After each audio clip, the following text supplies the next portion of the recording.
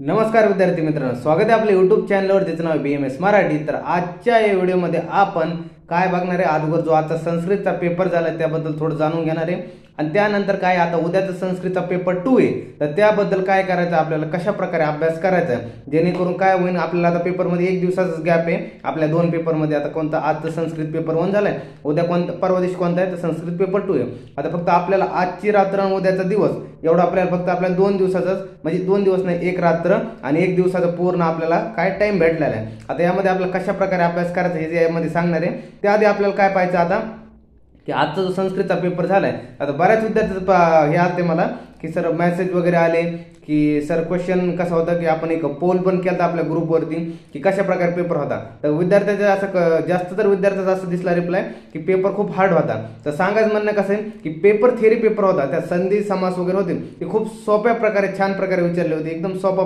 Paper होता 2024च्या तुलनेमध्ये। 2024च्या तुलनेमध्ये आजचा 2025चा पेपर हा थिअरी पेपरमध्ये चांगला सोपा होता, पण MCQ थोडे मीडियम लेवलचे म्हणजे थोडे वेगळे आले होते की ते बऱ्यापैकी विद्यार्थ्यांना जमले नाही। चांगल्या विद्यार्थ्यांना 13, 14 अशा प्रकारे जमले ते MCQ, आणि काही विद्यार्थ्यांचे जे मॉडरेट लेवलचे विद्यार्थी त्यांना 8, 9, 10 अशा प्रकारे MCQ येत आहे, असे विद्यार्थ्याच्या मला मेसेजवरून कळत आहे। तर आता सांगत म्हणजे काय की MCQ थोडे आलते बाबा, की MCQ मानतो मी पहिला पेपर MCQ थोडे होते, त्यामध्ये आपण पण आपल्या ग्रुपवरती आन्सर टाकले होते, त्यातले 2-3 करेक्शन होते। तर त्यामध्ये आता सध्याला करेक्शनचे आन्सर काढणं सुरू आहे आणि लवकरच तुम्हाला आन्सर पाठवण्यात येते। जवळपास आपण किती 16-17 क्वेश्चनचे बरोबर आन्सर टाकलेले, त्यामध्ये फक्त 2 ते 3 क्वेश्चनचे असे होते की ज्याचे काय होते करेक्शन मध्ये आणि त्याचे तुम्हाला लगेच ग्रुपवरती आन्सर भेटून जातील। नंतर आता पुढे पाहतोय, आता हे झालं आजच्या पेपर बद्दल। आता ज्या विद्यार्थ्यांमध्ये सर आमचा आजचा पेपर बरा गेलाय, जर बरा गेलाय, त्यामध्ये आम्हाला कसे किती मार्क येते म्हणजे आम्ही पास होतो वगैरे। आता एक सांगायचं म्हटलं, आता काही विद्यार्थी म्हणते सर मला फक्त 10 मार्क MCQ मध्ये येतील आणि थेअरी मध्ये किती येतील काय नाही। तर तुम्हाला थेअरी MCQ मध्ये 10 जरी येत असले, थेअरी मध्ये तुम्हाला माहिती ना तुम्ही पेपर कशा प्रकारे लिहिला, तर थेअरी मध्ये तुम्हाला 40 जरी मार्क येत असले, कशा प्रकारे तुम्ही पेपर लिहिला, संधी समास कशा प्रकारे सोडले, उपसर्ग कशा प्रकारे सोडले, धातुरूप कशा प्रकारे लिहिले आणि त्यानंतर शब्दरूपाने वगैरे कशा प्रकारे लिहून तुम्हाला किती मार्क येतात, किंवा तुम्हाला यामध्ये 40 मार्क ही काय थेअरी मध्ये आणि 10 मार्क MCQ मध्ये असे जर येत असेल तर 50 मार्क तुम्हाला यामध्ये पडू शकतात अशा प्रकारे। पण काही विद्यार्थी सर म्हणणं असेल तर थेअरी मध्ये आम्हाला 40 मार्क नाही येते, तर तुम्हाला ह्या पेपर मध्ये कशा प्रकारे आता किती की इकडे 10 जरी मार्क MCQ मध्ये येत असेल आणि तिकडे किती तुम्हाला किती काय म्हणताय ना आपल्याला की 30, 32, 35 अवतीभोवती जरी पडले असले तर तुमचं किती होईल तिकडे की जवळजवळ 40च्या वर तुमचे मार्क कसे पण क्रॉस होऊन जातील, जेणेकरून उद्याचा जो पेपर 2 असेल त्यामध्ये तुम्हाला 50च्या वरती मार्क घेऊन कसा पण तुमचा विषय कशावर क्लिअर होईल अशा प्रकारे। तर उद्याच पेपर तुम्हाला पूर्ण थेरॉटिकल पेपर असणार आहे, त्यामध्ये तुम्हाला कशा आता ते व्हिडिओ सुरू करूया आपण। आता नेमकं काय सांगायचं आपल्याला, या पेपरमध्ये तुम्हाला जर कमी मार्क असले, 40च्या अवतीभोवती जरी मार्क असले, तर उद्याच्या पेपरमध्ये तुम्ही चांगले मार्क कव्हर करून हा पेपर क्लिअर करू शकता। तर आता कसं सांगितलं आपल्या उद्याचा पेपर 2 संस्कृतसाठी यामध्ये बघून घ्या।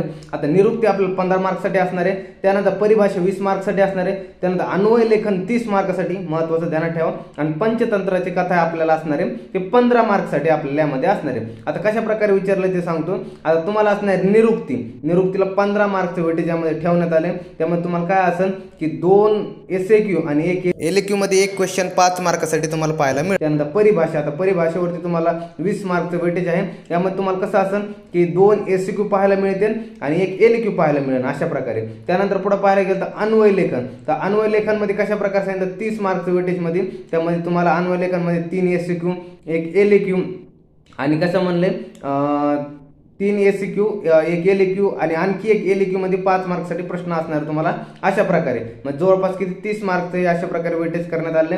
नंतर पंचतंत्राच्या कथामध्ये तुम्हाला 15 मार्कचं वेटेज दिलं आहे, त्यामध्ये 1 LAQ आणि 1 SAQ मध्ये अशा प्रकारे दिलेलं आहे। आणि त्यानंतर तुमचा पेपर 2 चे जे 20चे 20 MCQ असणार आहे ते पूर्ण आयुर्वेदिक इतिहासावरती असणार आहे। आता आयुर्वेदिक जे आपल्याकडे MCQ आहेत तुम्हाला व्हिडिओ भेटूनच जाईल, ते MCQ तुम्ही काय आपण ते व्हिडिओ टाकूत की दर एक्सपेक्टेड क्वेश्चन नुसार तशाच प्रकारे या अगोदर पेपरला आपण एक्सपेक्टेड क्वेश्चन टाकत आलं, तसंच उद्या पण असंच तुम्हाला एक MCQचा मिळून जाईल एक्सपेक्टेड क्वेश्चन जे आयुर्वेदिक इतिहासचे असतील, त्यामध्ये तुम्हाला बरेचसे क्वेश्चन जसे पाहायला मिळू शकतात पेपरमध्ये।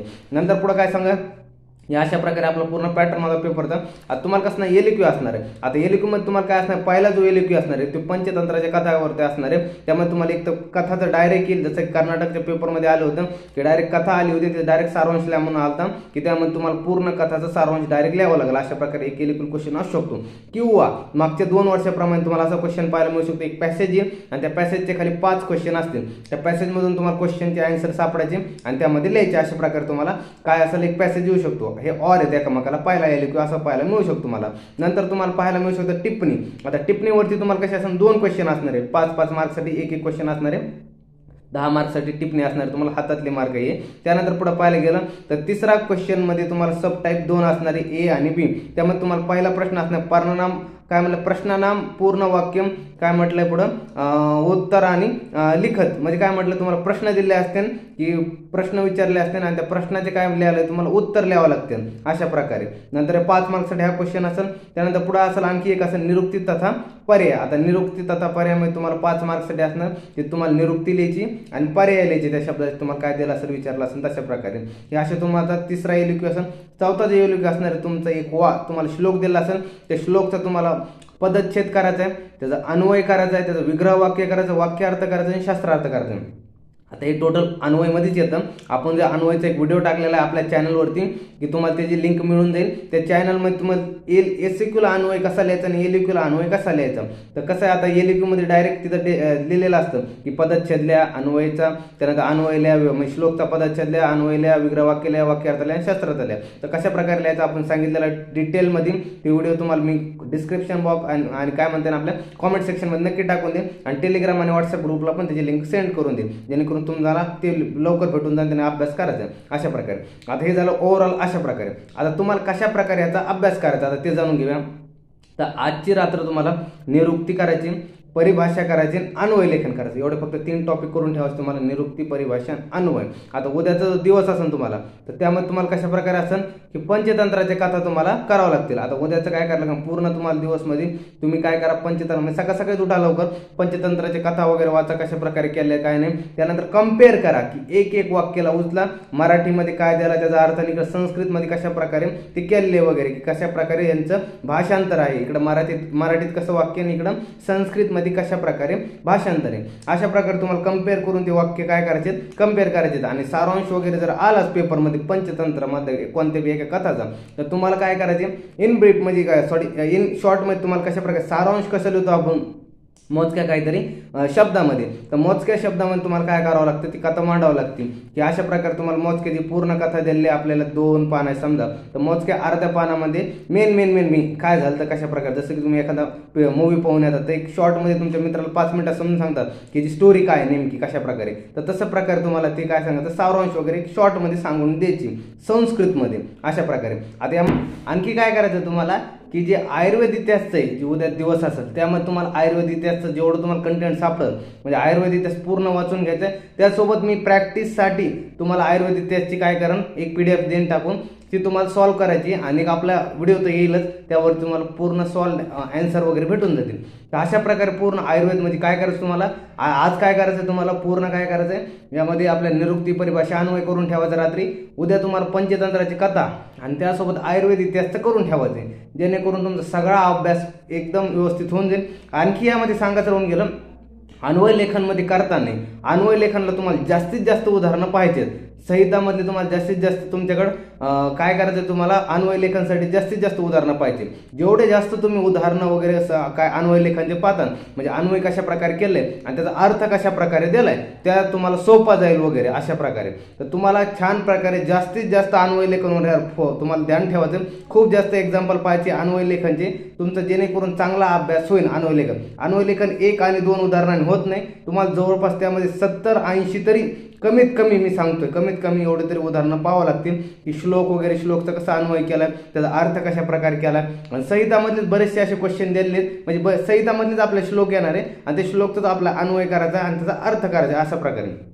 तर तुम्हाला पूर्ण हा अशा प्रकारे राहणार आहे. अन्वय लेखन, निरुक्ती, परिभाषा, पंचतंत्र, कथा आणि त्यानंतर काय MCQ जे असणार पूर्ण आयुर्वेदिकचे 20 MCQ. तर पूर्ण आणि एकदा सांगतो की आयुर्वेद इतिहास कोणीही स्किप करायचं नाही की तुमची 20 जे MCQ असणार आहे ते पूर्ण आयुर्वेद इतिहासवरती असणार आहे. त्यामुळे तुम्हाला पूर्ण आयुर्वेद इतिहासचा पण छान अभ्यास करायचा आहे यासोबतच, जेणेकरून तुमची पासिंग मोकळी होऊन जाईल. मग तुम्हाला काय असणार आहे आणखी MCQ तुम्हाला बरेच अशा यामध्ये पाहायला मिळणार आहे की काय असेल, काही श्लोक असतील ते श्लोकचे भाषांतर तर आपल्या मराठीमध्ये करा. आणखी अशा प्रकारे तुम्हाला बरेचसे काही क्वेश्चन वगैरे पाहायला मिळू शकते. यामध्ये छान प्रकारे उद्याचा पेपर असणार आहे. जास्तीत जास्त मार्क गेन करणारा हा उद्याचा थेरॉटिकल पेपर असणार तुमचा संस्कृत पेपर 2चा.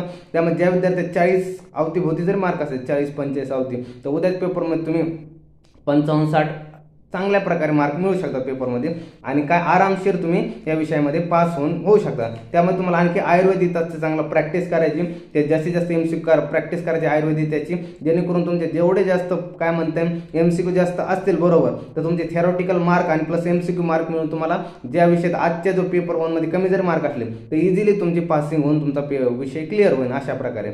तर आणखी काय कोणाला अडचण असेल तर कॉमेंट सेक्शनमध्ये नक्की विचारा आणि ह्याच्या मी लिंक तुम्हाला नक्की सेंड करतो. तर अशा प्रकारे उद्याचा प्लॅन होता आपला की आजच्या रात्री तुम्हाला निरुक्ती, परिभाषा, अन्वय लेखन एवढे पाहून घ्यायचं. निरुक्ती आणि परिभाषा तुम्ही करून ठेवा. अन्वय लेखनचा आपण व्हिडिओ ऑलरेडी टाकलेला आहे, तेवढं तुम्ही एकदा पाहून घ्या कशा प्रकारे अन्वय करायचं. सिंपल ट्रिकमध्ये सांगितलेलं मी अन्वय लेखन कशा प्रकारे करायचं, फक्त 15 मिनिटाचा व्हिडिओ, त्यामध्ये तुम्ही पाहून घ्या की कशा प्रकारे अन्वय करायचा आहे कशा प्रकारे नाही. त्यानंतर उद्या दिवस तुम्ही पंचतंत्राची कथा सकाळी करून ठेवा आणि दुपारून मग डबल पुन्हा रिवाइज वगैरे करा. यावरती निरुक्ती आणि परिभाषेवरती जास्तीत जास्त फोकस राहू द्या. त्याच प्रकारे काय अन्वयवरती तुम्हाला 30 मार्क असणार आहे, तर अन्वयची पण छान प्रॅक्टिस करा. जर आवडला असेल चॅनल लाईक, शेअर, सबस्क्राईब करा. भेटूया नवीन व्हिडिओमध्ये, तोपर्यंत धन्यवाद.